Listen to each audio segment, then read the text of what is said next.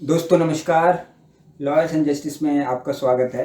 जैसा कि मैंने पिछली वीडियो में आप लोगों से वादा किया था कि मैं एक नई वीडियो आपके लिए लेकर आऊँगा जो पेंशन के बारे में बहुत बड़ी जानकारी देगी दोस्तों। तो आइए पेश है आज की वीडियो। इस वीडियो में हम बात करेंगे कि यूनिफाइड पेंशन स्कीम जो गवर्नमेंट की नई व्यवस्था है केंद्रीय कर्मचारियों के लिए, वो एक्चुअल में क्या है और इस व्यवस्था में हमें क्या विशेषता और क्या जानकारी देखने को मिलती है दोस्तों। तो आपको मैंने पिछली वीडियो में बताया कि एनपीएस और जो ओल्ड पेंशन स्कीम है यानी ओपीएस और एनपीएस, इन दोनों को मिला के या फिर इन दोनों को रिफॉर्म करके सरकार ने एक नई पेंशन स्कीम लाई जिसका नाम है यूनिफाइड पेंशन स्कीम यानी यूपीएस इन शॉर्ट भी से हम अगर कहें तो यूपीएस कहेंगे इसको दोस्तों। इस यूपीएस में आखिर विशेषता क्या है और ये लागू कैसे होगी, तो मैं इसके बुलेट पॉइंट्स आपको बताता हूं जल्दी से कि इसके अंदर क्या क्या विशेषताएं आपको मिलेंगी। जो सटीक जानकारी है वो मैं देता हूं आपको दोस्तों। पहली जानकारी ये है कि 15 अक्टूबर 2024 यानी आने वाले समय में ये लागू रूल्स इसका बन के तैयार हो जाएगा, यानी एक तरीके से फ्रेम हो जाएगी फाइनली 15 अक्टूबर 2024 तक। कैबिनेट सेक्रेटरी जो हैं इसको लीड करेंगे, वे इसके हेड होंगे और वे इसकी देखभाल करेंगे दोस्तों। तीसरा पॉइंट इसमें यह है कि ये जो यूपीएस बनेगा वो एनपीएस और ओपीएस इन दोनों का बेनिफिट देता है। और इसके अंदर की फैक्टर्स क्या हैं, क्या पॉइंट्स आपको मिलेंगे, क्या चीजें आपको नहीं मिलेंगी, वो मैं आपको इसके थ्रू बता देता हूं दोस्तों। यूपीएस जैसा कि मैंने आपको बताया कि कैबिनेट सेक्रेटरी जो हमारे हैं टीवी सोमनाथन, वो इसको लीड करेंगे। अगस्त 2024 में ये अनाउंस हुई थी कि 2.3 मिलियन जो केंद्रीय कर्मचारी हैं उन लोगों को इस पेंशन स्कीम का लाभ मिलेगा दोस्तों। फिर ये आ जाता है इसमें एक्चुअल में है क्या, जैसे ओल्ड पेंशन स्कीम में कोई कंट्रीब्यूशन नहीं होता था आपकी सैलरी में, वो आपका एक तरीके से पेंशन क्लियर थी, लेकिन वो एनपीएस में वो चीज़ ला दी गई। इसीलिए शायद हम लोग जो केंद्रीय कर्मचारी हैं या फिर जो भी एनपीएस को अगेंस्ट में हैं, क्योंकि उनकी एक सैलरी का पार्ट वहाँ देना पड़ता है।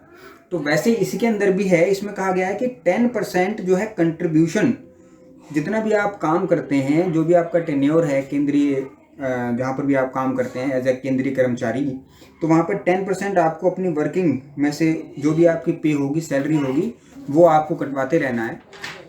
जब आप 10% कटवाएंगे तो जो एम्प्लॉयर होगा, तो जो आप तो एम्प्लॉई हैं, जो एम्प्लॉयर होगा उसका 28% वो कंट्रीब्यूट, मतलब 18.5% वो कंट्रीब्यूट करेंगे।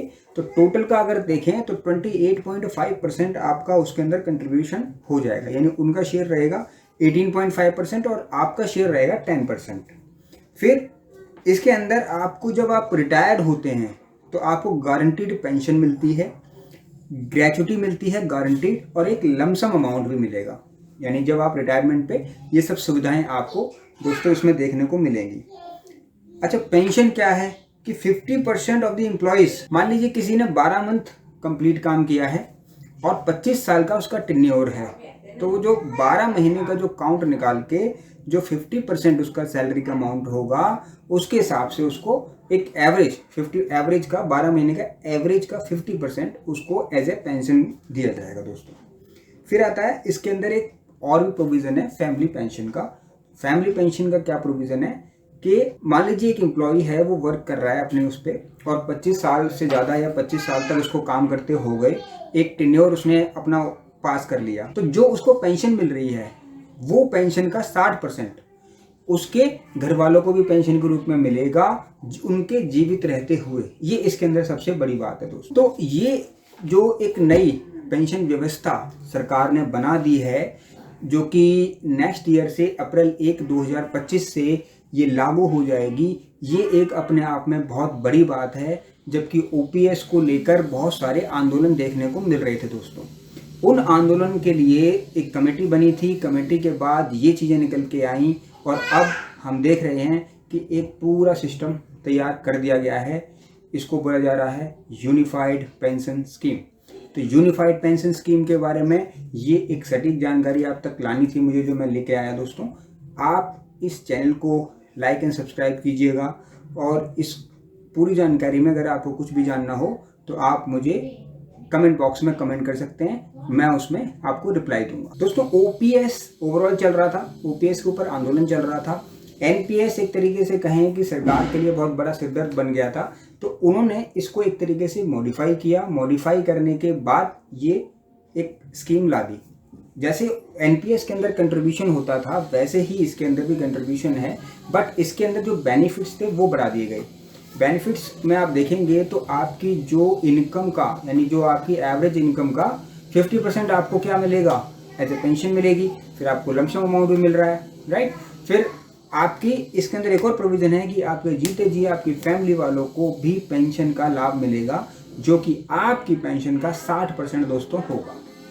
तो ये एक पूरा यूनिफाइड पेंशन स्कीम के अंदर एक पेंशन सिस्टम है। वीडियो को बहुत बड़ा लंबा नहीं करते हैं दोस्तों, इसके बारे में जैसी और जानकारी मिलेगी आप तक न्यू वीडियो लेकर आएंगे। नमस्कार।